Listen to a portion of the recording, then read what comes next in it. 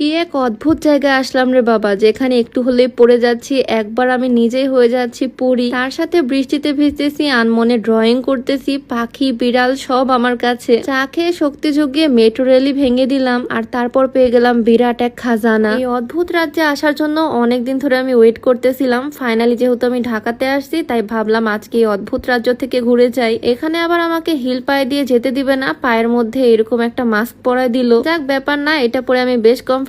আমার হাজবেন্ড তো জুতার উপর দিয়ে এটা পরে ফেলছে। মানুষ যায় উপরের দিকে আর আমরা যাচ্ছি নিচের দিকে। কি লেভেলের অধঃপতন হয়েছে আমাদের ভাবা যায়। নিচে নামতে নামতে দেখা হয়ে গেল আমার সেই পোষা গরিলার সাথে, সরি শিম্পাঞ্জির সাথে। অনেকদিন আগে ওকে এখানে রেখে গেছিলাম, তাই জিজ্ঞেস করলাম ভালো আছে কিনা, সবাই ওকে খেতে দেয় কিনা। এখানে আসার পর হঠাৎ করে আমার মনে পড়লো আমার পাখাগুলো একদিন আমি এখানে রেখে গেছিলাম, তাই চলে আসলাম আমার পাখার কাছে। এতদিন তো নিজেকে ডানা কাটা পরি ভাবতাম, বাট এখন দেখো সত্যি সত্যি আমার দুইটা বিশাল বিশাল ডানা আছে। ভাবতেছি একদিন উড়তে উড়তে তোমাদের বাসায় চলে যাব, কি বলো? উড়তে উড়তে তোমাদের বাসায় তো যায়নি, চলে আসলাম আমি একদম চাঁদে। চাঁদে একটু ঘুরে বেড়ালাম, তারপর তো পাহাড়ে এসে আমার হাজবেন্ড পড়ে যায় অবস্থা। কিন্তু আমার আবার বহুত শক্তি, ওকে আমি ধরে ফেলছি। আমার শক্তির প্রমাণ দেখো, আমি এক ঘুষি মেরে পুরো মেট্রো রেল ভেঙে ফেলছি। কি পরিমাণে শক্তিমান আমি ভাবা যায়। শক্তি দেখাতে গিয়ে হঠাৎ করে কি যেন হলো, পুরাই মনে হচ্ছে উল্টে গেলাম, সিলিং থেকে ঝুলে পড়ছি। সোজা হয়ে তাকাতেই দেখি আমার সামনে ইয়া বড় খাজানা। এত এত সোনার মোহর, কোনটা রেখে কোনটা নিব, কি রেখে কি নিয়ে যাব সেটাই বুঝতে পারতেছি না। যদিও আমি লোভী না, লোভ করা মহাপাপ, তাই সবগুলো ওখানে রেখে দিলাম। আপুকে বারবার আমি মানা করছি ওই জায়গাতে না যেতে, পাকনামি করে গেছে। এখন তো এখান থেকে পড়েই যাবে, পড়ে গেলে হাড়গোড়ার কিছু থাকবে বলো। আর ভিডিওর মাঝে একটু বলে রাখি, তোমরা যারা লম্বা হতে চাও, উচ্চতা বাড়াতে চাও, তোমরা চাইলে এই কম্বোটা ট্রাই করতে পারো। হাইট গ্রোথ প্লাস সাপ্লিমেন্ট আর হাইট ডেভেলপমেন্ট সাপ্লিমেন্টের কম্বো। এটা বাংলাদেশের বিএসটিআই কর্তৃক অনুমোদিত হয়। এটাতে কোনো রকমের সাইড ইফেক্ট নাই। এটা হাড়ের বৃদ্ধির মাধ্যমে দেহের উচ্চতা বৃদ্ধি করে, হাড়ের শক্তি বৃদ্ধি করে। ছেলে মেয়ে যে কেউ খেতে পারবে, কোনো রকমের সাইড ইফেক্ট হবে না। তো এই কম্বোটা তোমরা পেয়ে যাচ্ছ ফিট ক্যাফে ফেসবুক পেজ থেকে। তাদের পেজটা আমার ডেসক্রিপশনে ট্যাগ করে দেওয়া থাকবে, চাইলে ভিজিট করে আসতে পারো আর এই প্রোডাক্টটা পারচেজ করে ফেলতে পারো।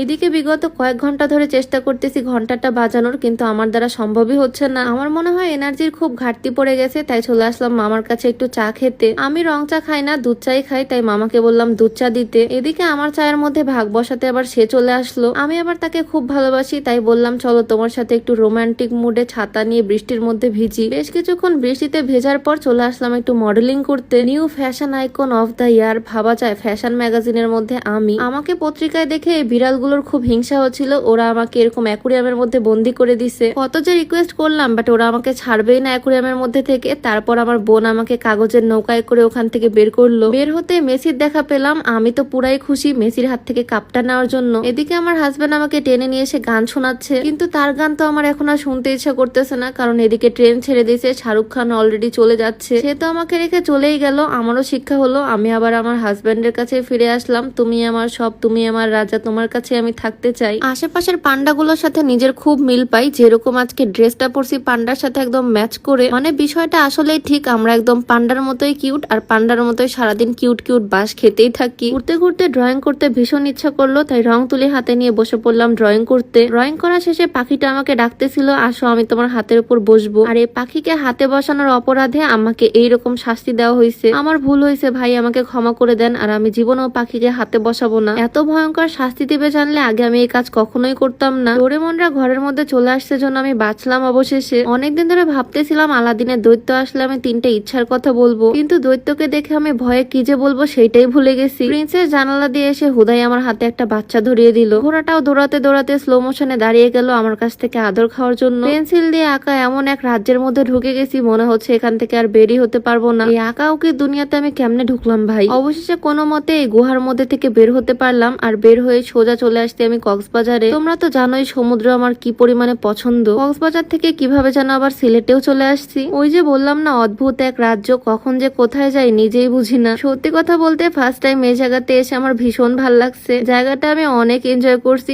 ভিডিওটা তোমাদের কাছে কেমন লাগলো সেইটা অবশ্যই কমেন্টে জানিয়ে দিও। আপাতত আমি বিমানে চলে যাচ্ছি বিদেশে। সবাই ভালো থাকো, দেখা হয়ে যাবে নেক্সট কোনো ভিডিওতে। সবাইকে আল্লাহ হাফেজ।